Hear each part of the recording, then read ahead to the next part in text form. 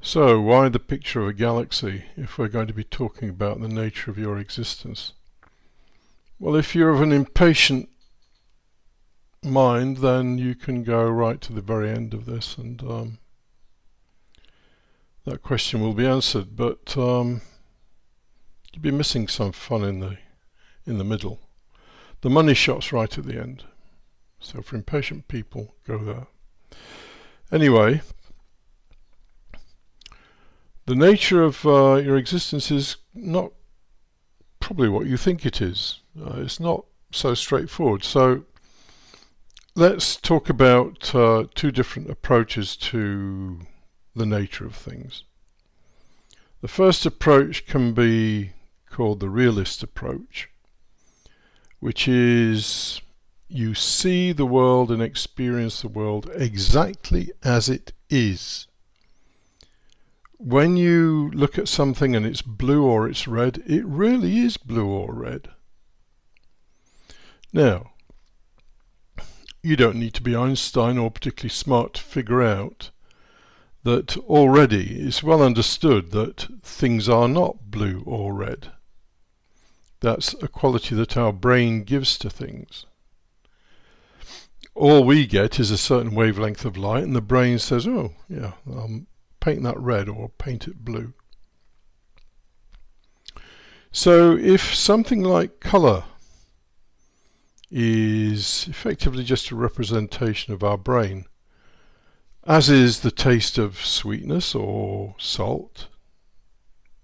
Sugar isn't actually sweet, that's a subjective experience that we add to it.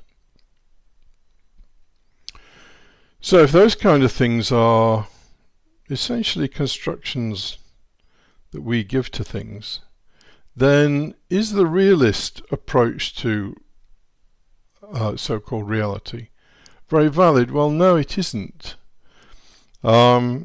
Realists tend to be kind of dumb. They don't want to think about it, which is fair enough. You can get on perfectly well in this world without understanding that things are not as they appear. But you might get some kind of insight into your own nature by figuring out how the world really is. Now I've got a number of quotes, and they'll add weight to what I'm saying, because the other view of the world, our experience, our existence, is called the approach is called idealism. There are various flavours of idealism. I'm not going to go into all of that because it's largely pigs wrangling about the quality of oranges. It's not particularly relevant. We're either realists and we think that the world is exactly as we see it, that trees really are green and really are, or leaves are green, and that they are a particular shape and so on. We either believe that or we get a little bit suspicious and think, well, if I'm adding colour and the subjective experience of taste to things, what else am I adding to this representation of the world? So,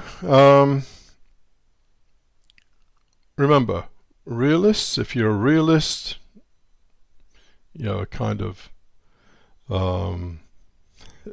true blue realist, then there's nothing here for you. But if you're interested in understanding how you effectively create your own version of the world, then I've got quite a few quotes that might be of interest to you. So let's get on to the first quote. This is by a very smart guy called Thomas Metzinger, who's a professor of philosophy and is very much up to date on modern neuroscience. In fact, he wrote a book called The Ego Tunnel, which is full of neuroscience, so he's not sort of just making this stuff up. Anyway, The Ego Tunnel is a fascinating book, and in fact Metzinger has said that the discoveries of modern neuroscience probably should not be known by the masses, because it would be too disturbing.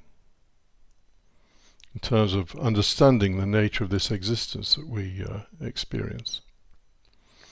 So anyway, he says the idea is that the content of consciousness, note the content of consciousness, not consciousness itself, but the content of your consciousness, is the content of a simulated world in our brains. Now, I've already mentioned some trivial things like colour and taste, but also music. Sound waves come into your ears. Is that really music? No, your brain turns it into music. So the idea is that the content of consciousness is the content of a simulated world in our brains, and the sense of being there is itself a simulation. Our conscious experience of the world is systematically externalized because the brain constantly creates the experience that I am present in a world outside my brain. Now, you could get into the discussion of whether brain is mind and so on. I'm not going to go there. Personally, I don't, well, in fact, don't believe. I know that brain isn't mind, but that would be another discussion. If we're talking about everything being a simulation, then our experience of a brain, something we can look at and all the rest of it, is also a simulation. But anyway, that's another argument. The important bit in that quote, in my opinion, is that our conscious experience of the world is systematically externalized. I'm going to be quoting Kant a little bit later, who says exactly that. Kant was, 18th century philosopher. Our conscious experience of the world is systematically externalized because the brain constantly creates the experience that I'm present in a world outside my brain. You're not present in a world outside your brain. Or more specifically, you're not present in a world outside your mind. Your world is a simulation created by your mind.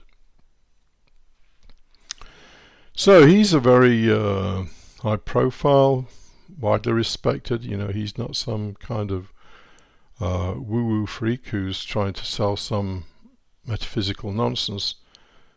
That is a result of an awful lot of neuroscience. So we get on to Donald Hoffman, who's another one who's saying similar things. He's a professor of psychology. I can't remember which university it is, but he's a professor of psychology and also neuroscience. A very bright guy. He delves into, a whole pile of things, but let me give you this quote. The interface theory of perception. This is a big theory of his.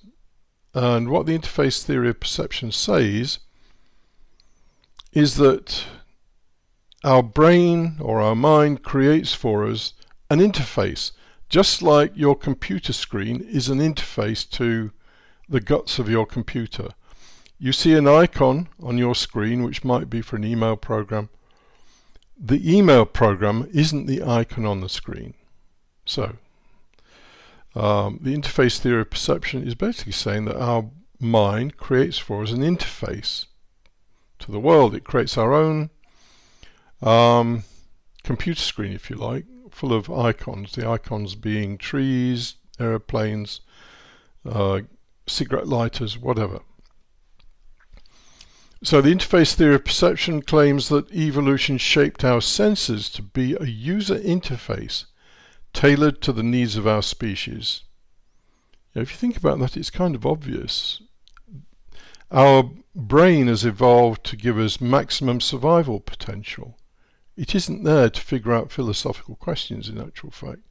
It's there to give you a representation of the world that helps you survive. There's a whole riff on that. In fact, I've produced many podcasts on that in Patreon. So anybody interested in this stuff, there's loads of this stuff on Patreon. Anyway, our interface hides objective reality. It has to. Objective reality would be way too busy with information. You don't want to see electrons and photons and atoms and nuclear processes and all the rest of it, you wouldn't be able to deal with the world. So your interface hides objective reality and guides adaptive behavior in our niche. Space-time is our desktop. There you go, the desktop I was talking about. But it manifests in space and time. So is space and time a real property of the world? No, it isn't. I'll say more about that when I get to Kant. Space-time is our desktop, and physical objects such as spoons and stars are icons in the interface of Homo sapiens. Our perceptions of space, time, and objects were shaped by natural selection, not to be veridical, in other words, accurate. Not to reveal or reconstruct objective reality, but to let us live long enough to raise offspring. This is the name of the game, isn't it? That we survive long enough to produce the next generation. And once we've done that, well, nature doesn't care about you all that much. Really, you grow old and die. Perception is not about truth, it's about having kids. Genes that fashion perceptions that help us raise kids are genes that may win the fitness game and elbow their way into the next generation. It's all about survival. And your daytime waking consciousness is a survival consciousness. It's not a consciousness that is designed to give you an accurate perception of reality. So you're caught inside a kind of survival consciousness during the day. It's not the truth. There is no truth there. You don't see atoms and photons and so on. There's no truth there. You just see the world as red, blue, square. You experience time. Time itself is part of the desktop, as Hoffman states here. So let's go to Immanuel Kant. I mean, understanding this is not easy. If you want to make it really, really, really not easy, then you read Kant.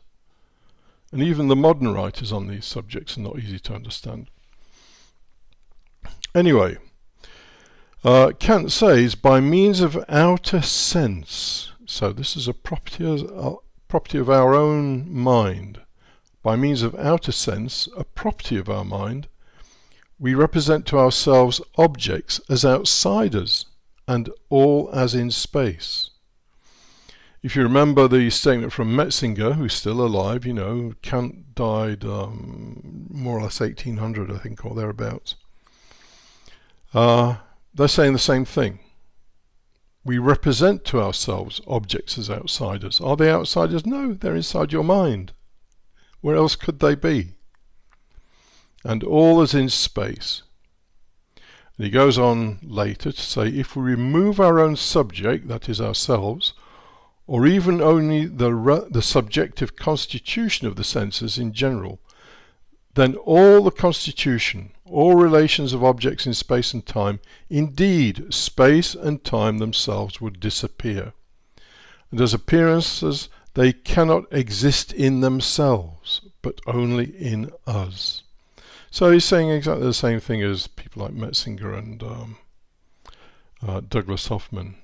Donald Hoffman are saying.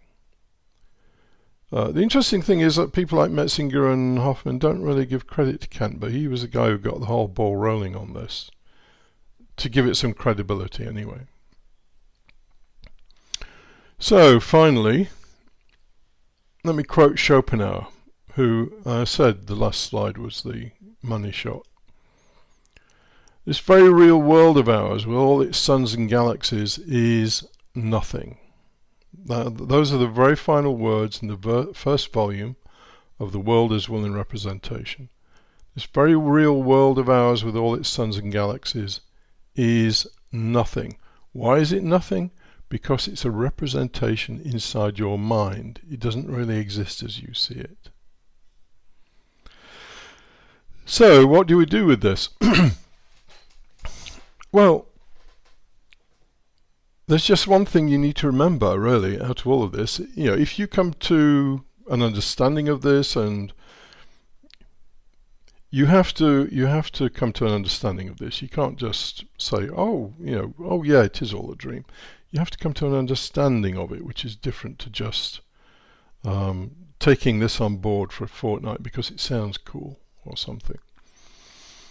Once you come to an understanding of this, then your daytime waking consciousness becomes less important.